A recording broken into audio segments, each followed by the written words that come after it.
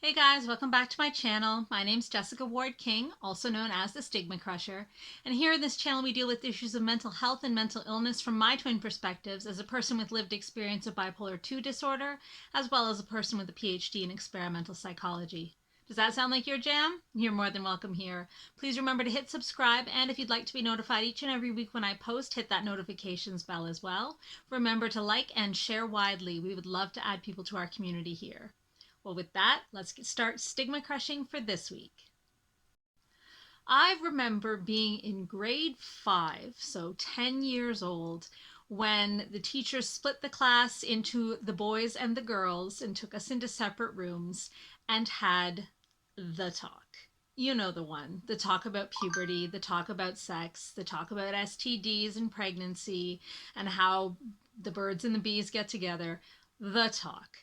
Now, this happened before my parents had thought to have the talk with me because at the tender age of 10, they didn't feel like it was the appropriate time that I was old enough to be having that kind of discussion. But obviously, the school and the school district did. And ultimately, I think that was a wise decision. Now, I'm looking at my 9-year-old son, who'll be 10 in September, and going, would I be thinking of having the talk with him at this stage in his life? And the answer ultimately is no, but I'm just his mother. And I don't know everything that goes on with kids this age. But having been that age once, I do remember that it was a good thing to have that talk with us before we found ourselves up to our neck in it, before we found ourselves into some trouble. It was good to have the talk to prepare us for what was coming next. And that's what I want to reflect on this week. I want to reflect on having that talk with kids about mental health and mental illness. Because there's no point in waiting until children are in the middle of a mental health crisis to start talking about mental illness.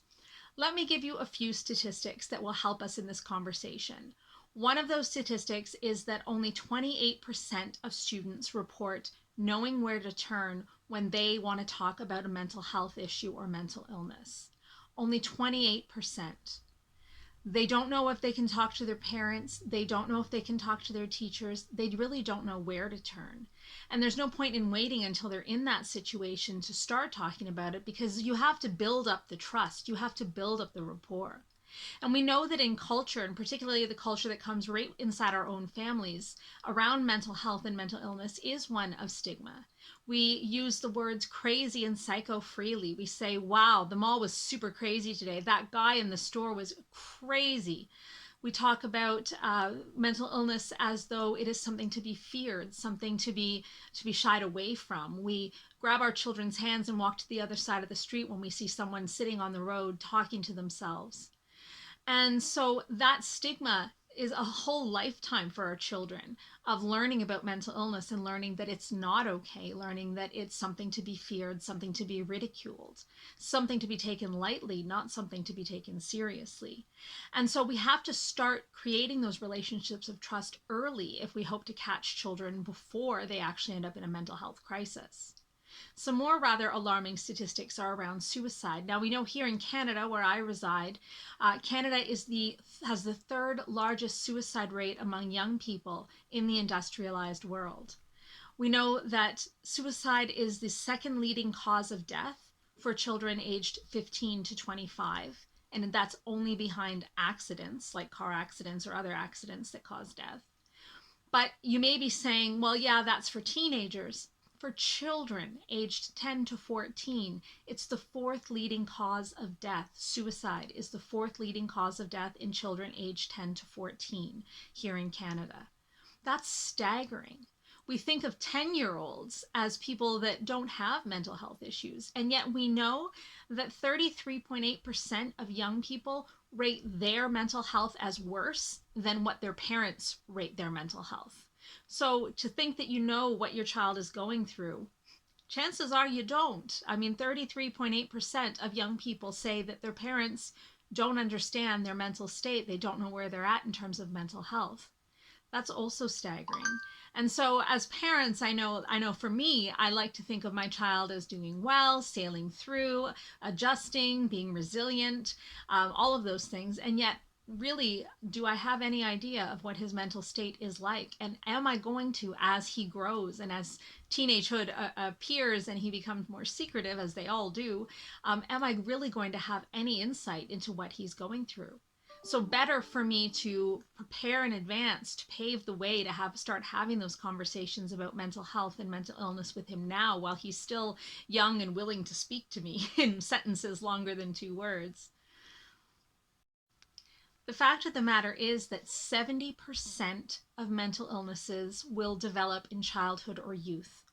By the age of 25, 20% of people will struggle with their mental health or be diagnosed with a mental illness.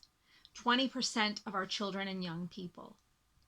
So to think that mental health problems and mental illness only strike more developed children and youth isn't a very tenable situation.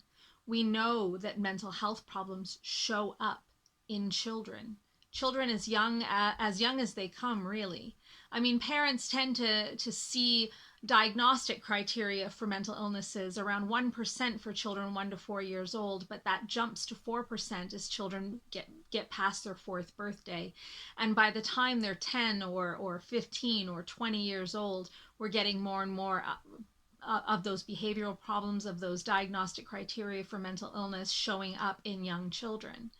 We know that children struggle with their mental health, and yet adults like to look at children and see a simpler time, a time when things were easy, a time when things were as simple as, candy and playing with our friends. And yet we know that children are struggling with their mental health and with mental illness. We also know that children are dealing with mental illness in their lives.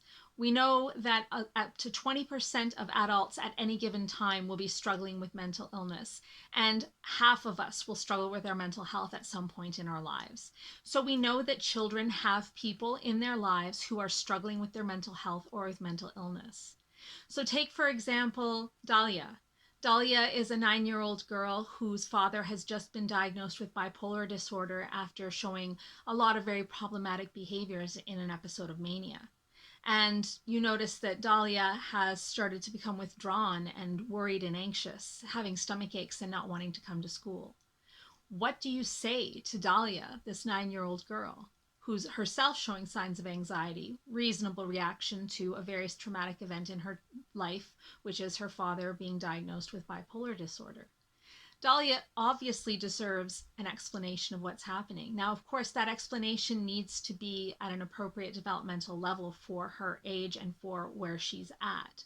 But to simply try to shield Dahlia from this incidence of mental health in her life is not really the appropriate way to go about it. She's experiencing it, whether the adults in her life like to think so or not.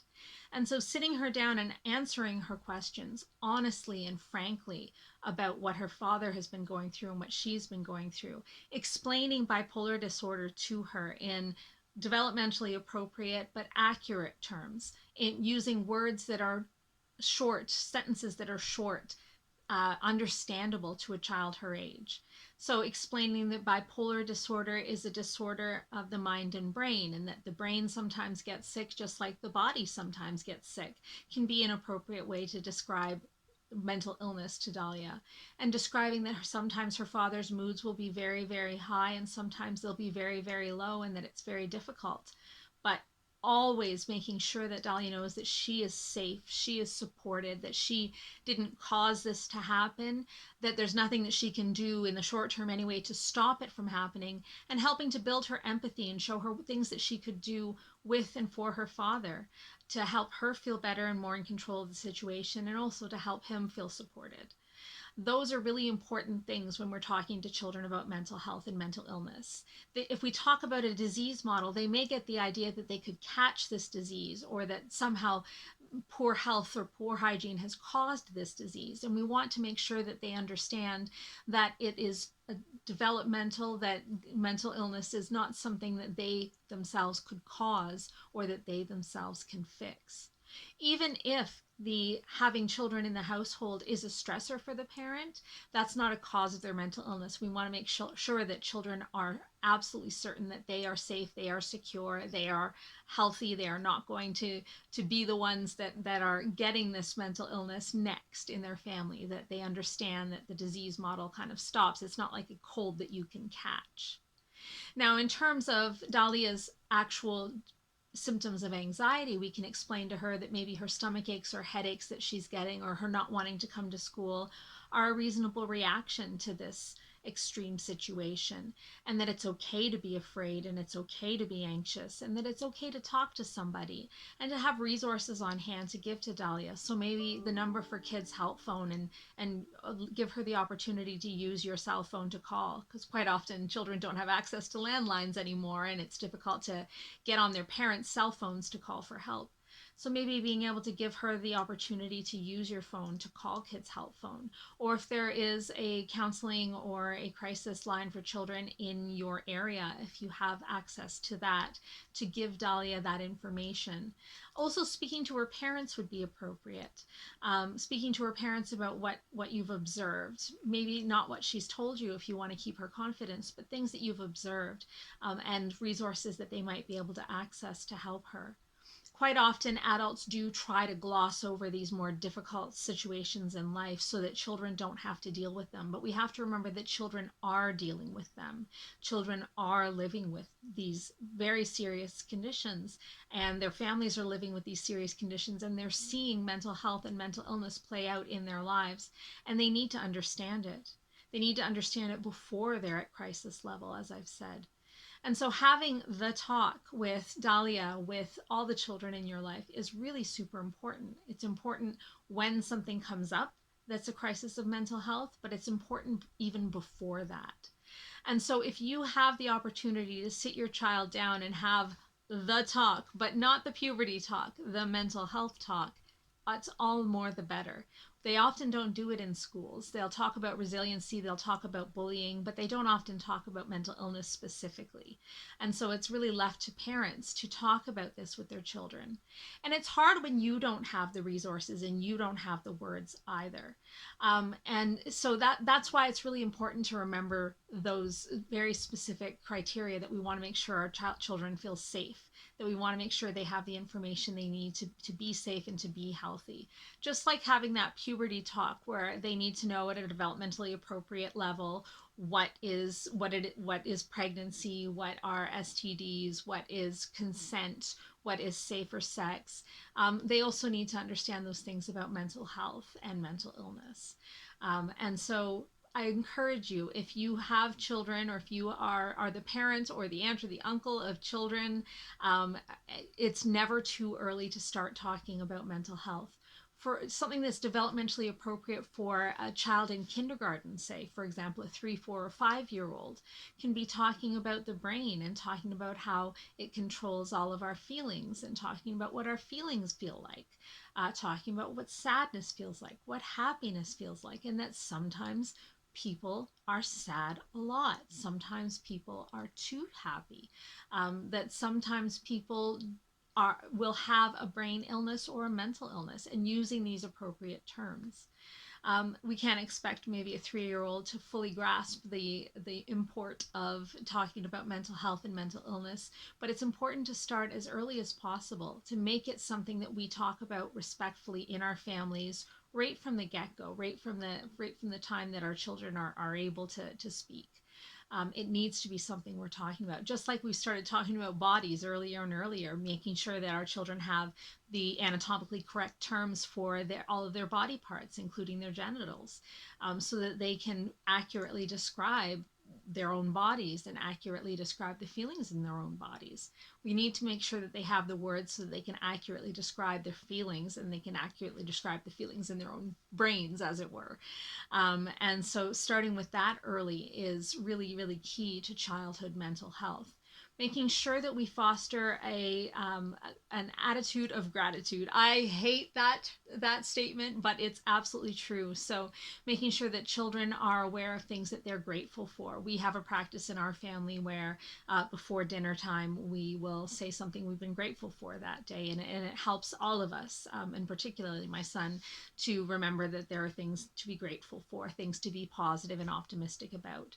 But we also are sure to talk about things that are challenging during our day. So it's not just toxic positivity, but is instead something, grateful for, but also things that are challenging. And we can talk about those things and deal with them together as a family, making sure that our child feels safe, feels supported, and understands that any troubles that we're having aren't down to him, that he's not the cause of misery, he's not the cause of any mental health issues or concerns that we're having. So, those are the really important things I wanted to touch on today. That children need to be having that talk even earlier and earlier, as early as we can have it with them, to open up the lines of communication, to make sure that those 28 odd percent of children that know where to turn, that their peers, the rest of the 70%, will also have some place to turn when they need to talk about mental health and mental illness. And as we've seen through the statistics, lots of children as young as school aged, elementary school aged children really have crises of mental health that they don't know where to turn, and we need to give them places, role models that they can turn to talk about mental health and mental illness. Well, that's it for this week, guys. I hope you have a great week.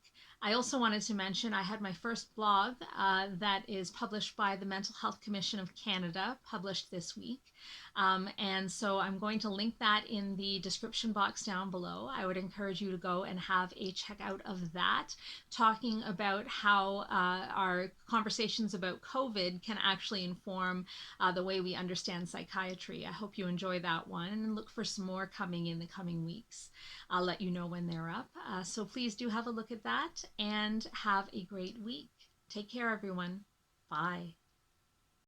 StigmaCrusher.